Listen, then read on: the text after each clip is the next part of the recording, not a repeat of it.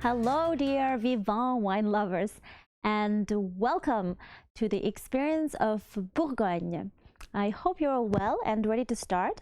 My name is Katerina, and I am your wine advisor for this beautiful Expérience de Bourgogne.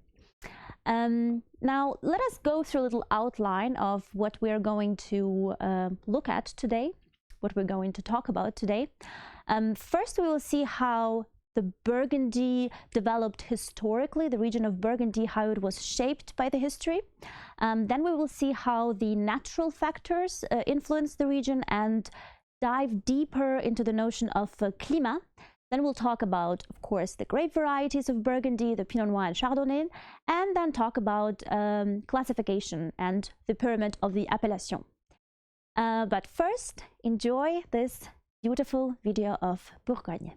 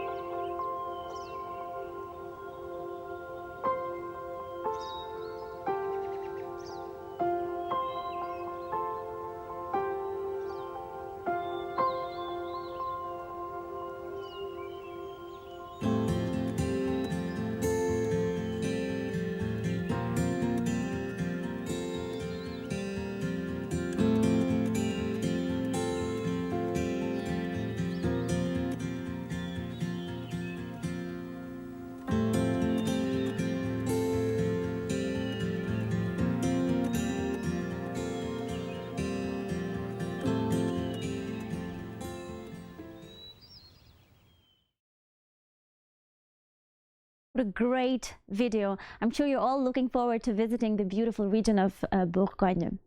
Now, despite on its very grand reputation, Burgundy is actually quite a small wine region.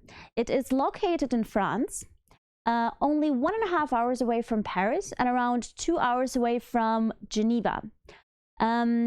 Burgundy, as I said, is by being a grand wine region, only contributes 7% of its wine to the whole wine production in France. It's actually quite little. It has traditionally been subdivided into 5 different regions. All the way in the north, we have a little island predominantly known for its white wines. It's called Chablis. Then we have Côte de Nuit and Côte de Beaune. Together, they are known as Côte d'Or or the Golden Slopes. Now, the Côte d'Or is the region which is of a grand importance to Burgundy because this is where you have the highest concentration of the Grand and Premier Crus. Then we have Côte Chalonnaise and Mâconnais. They are mostly known for its affordable and price-friendly wines. And that's how the region looks geographically. Let's talk a little bit about history of Burgundy. So, the first people who planted the wines in Burgundy in the 4th century already were the Romans.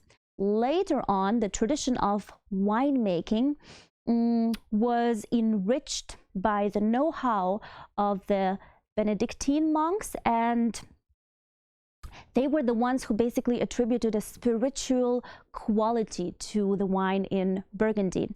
It was for them a kind of sacred drink. In the 15th century, around the 15th century, there was another event that took place that is also of a huge importance, and this was where the vineyards transitioned from being privately owned by the church, into the private hands of the winemakers. And this is the tradition, or this transaction, even sustains nowadays. So basically all of the wines are directly owned by the wine growers, and so the families that own the vineyards, they have a possibility to transfer their know-how, to pass on their knowledge from family to family, from father to son, and thus keep the know-how of how to sustain and pertain the quality of the wines on a high level.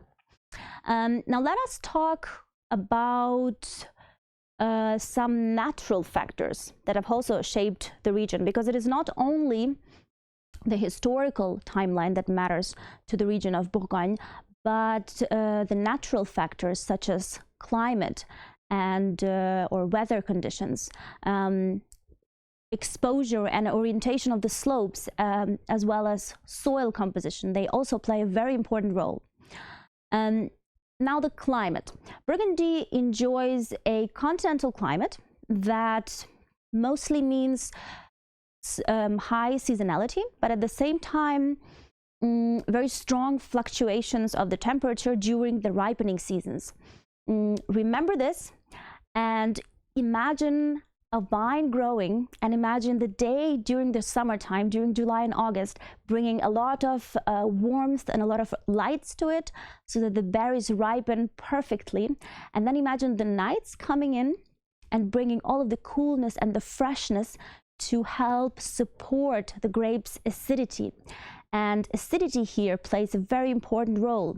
As we know, Pinot Noir, the grape variety that is very often planted in Burgundy, enjoys this climate so much and is able to produce a very elegant, a very fine wines because the weather allows to support its acidity.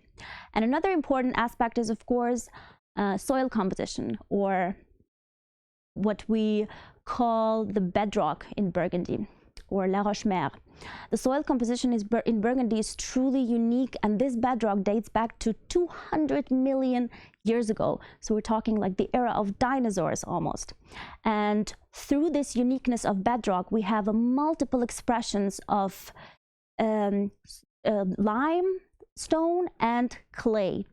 And this later on, we will see how this natural factors, they integrate into the concept of climat, or in the concept of terroir. But first, let's ask our winemaker Emmanuel Sala.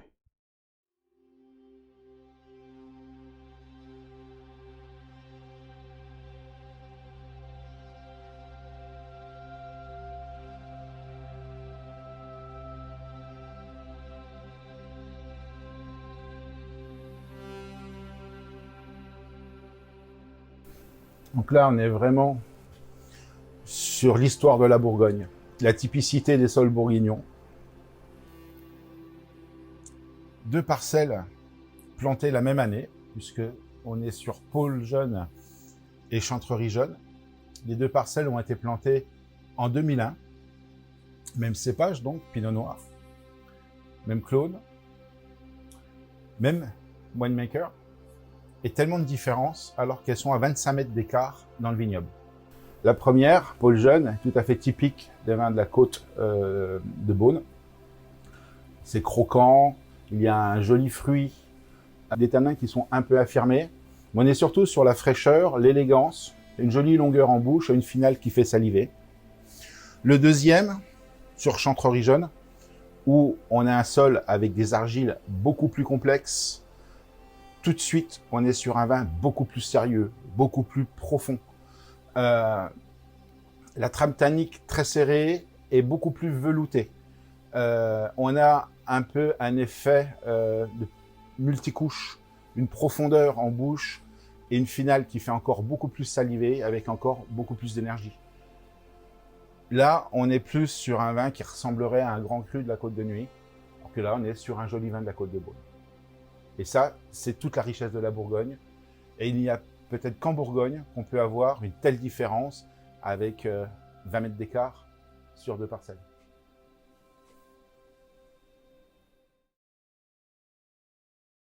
Thank you, Emmanuel Sala. Shall we continue? Let's now take a closer look on this notion of climat in Burgundy. Now remember, we talked about how natural factors influence wines. These natural factors interact with each other on a regular basis. And this interaction in Burgundy is known to be called a one word, climat.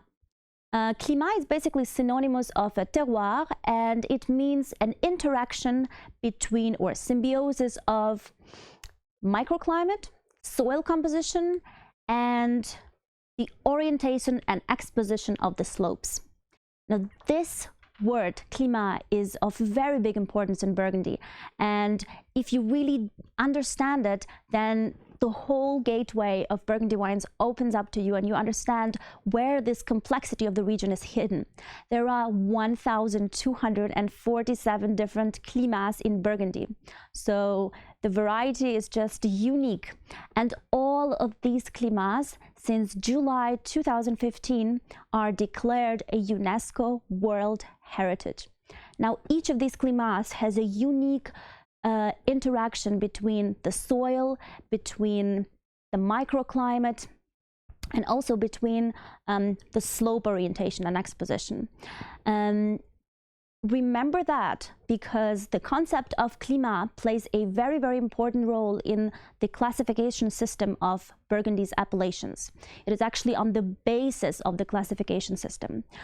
We will talk about it in details a little later, but this is something that you really should remember. I would suggest we slowly sum up what we've done so far and take a quiz. Now you have 5 questions. Read through them carefully. They seem pretty easy, I would say. We've talked basically most of the questions through. I'm pretty sure, well, sometimes the notion of climat may be a bit intimidating or a bit difficult to understand. However, keep on your interest in this region, because this is really of a truly importance to the whole wine world. And if you understand how the concept of climat or the concept of terroir works, then you're a real pro, I can tell you that.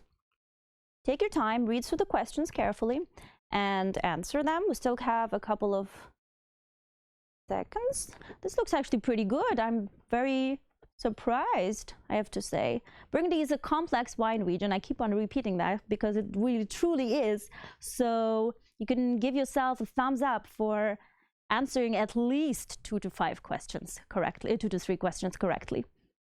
If you're able to do more, then wow, good for you. Great learner. Now let us slowly wrap up and take a closer look on our beautiful grape varieties of Pinot Noir and Chardonnay that feel so at home in Burgundy. Chardonnay. Chardonnay is sometimes called in the wine world as the chameleon grape variety. Why? Because it adapts so perfectly to a variety of soils and climates. In Burgundy, Chardonnay feels almost at home. The winemakers are able to produce 2 different stylistics. They usually choose either to age Chardonnay in the steel tanks and to give it more freshness and minerality and citrus notes, or they choose oak barrels, where the wines would be more buttery, develop more nutty aromas and a beautiful tropical aromatic spectrum. As for Pinot Noir, it may be a bit difficult grape to grow. It has a very thin skin, and the thinner the skin, the less color and the less tannins we are able to extract from the wine. So Pinot Noir is usually known for its very pale color, but at the same time, thin skin means the ability to retain acidity, and acidity means the succulence and juiciness and the fruitiness, the fine silky tannins that Pinot Noir is so known for. It is traditionally aged in Burgundy in the small oak barrels. And this aging is basically what gives the character to the Pinot Noir. It gives beautiful structure, a very rich and complex texture, and at the same time, it prepares the wine to age later on in a bottle. So if you are patient enough and you're able to keep your Pinot Noir bottles for a couple of years, although Pinot Noir is known for wanting to age even more, then you will really discover the full aromatical spectrum of the Pinot Noir grape.